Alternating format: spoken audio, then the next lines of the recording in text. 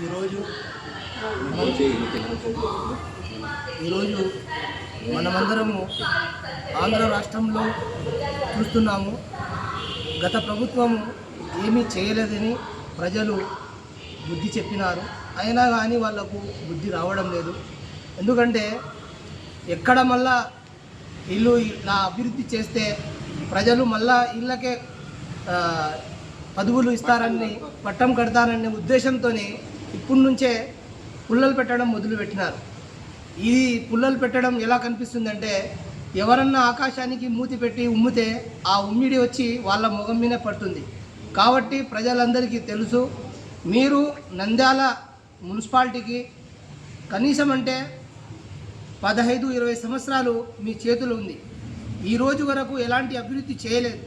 గతంలో ఉన్న ఫంక్షన్ హాళ్ళు, గతంలో ఉన్న అవి అన్నీ ఉన్నాయి.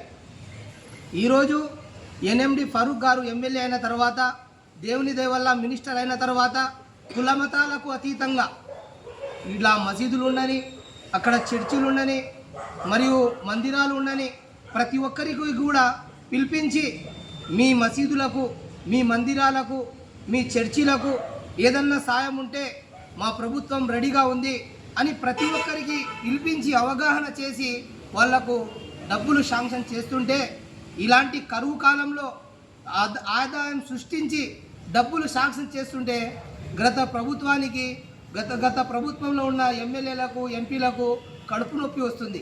ప్రజలు ఆ కడుపు నొప్పి తగ్గడానికి మాత్రలు ఇవ్వడానికి రెడీగా ఉన్నారు. మీతో చాత ఎప్పటికీ కాదు. ఎందుకంటే గతంలో నేను నంద్యాల జామియా మసీద్లో ఇమామత్ చేసేటప్పుడు ఎన్ఎండి ఫారూక్ గారు బై ఎలక్షన్లో 50 లక్షలు ఇప్పించినారు. ఆ 50 లక్షలు శాంక్షన్ చేస్తే అప్పుడు ఉన్న ప్రభుత్వం, టీడీపీ ప్రభుత్వం, ఒక సంవత్సరం ఉండేది. ఆ సంవత్సరంలోనే 10 లక్షల రూపాయలు నగదుగా వచ్చాయి. మిగతా 40 లక్షలు మీరు 5 సంవత్సరాలు ఉన్నా కానీ ఒక్క రూపాయి కూడా తేలేదు. మరియు ఆ డబ్బులే కాదు, మైనార్టీలకు సంక్షేమం కొరకు ఇచ్చిన డబ్బులు కూడా మీరు వృధా చేశారు. ఏదన్నా చెప్తే మీరు అసెంబ్లీ సాక్షిగా ఇంత ఖర్చు పెట్టాము, అంత ఖర్చుగా పెట్టామని చెప్పారే తప్ప ఎక్కడ కూడా చేయలేదు. దేవుని దయ వల్ల ఇక్కడ ఎన్ఎండి ఫారూక్ గారు గెలవడం, మైనార్టీ మినిస్టర్ కావడం, ఆంధ్రప్రదేశే కాదు మా సమస్యలు ఇండియాలో ఇతర దేశాల్లో కూడా ఉన్న దానికి కూడా పరిష్కారం ఎన్ఎండి ఫారూక్ గారు చేయడం చాలా సంతోషకరము. ఈ సంతోషానికి మీరు తట్టుకోలేక ఇలాగే మీరు బాధపడుతూ నశించడం తప్ప మీతో ఏం కాదు.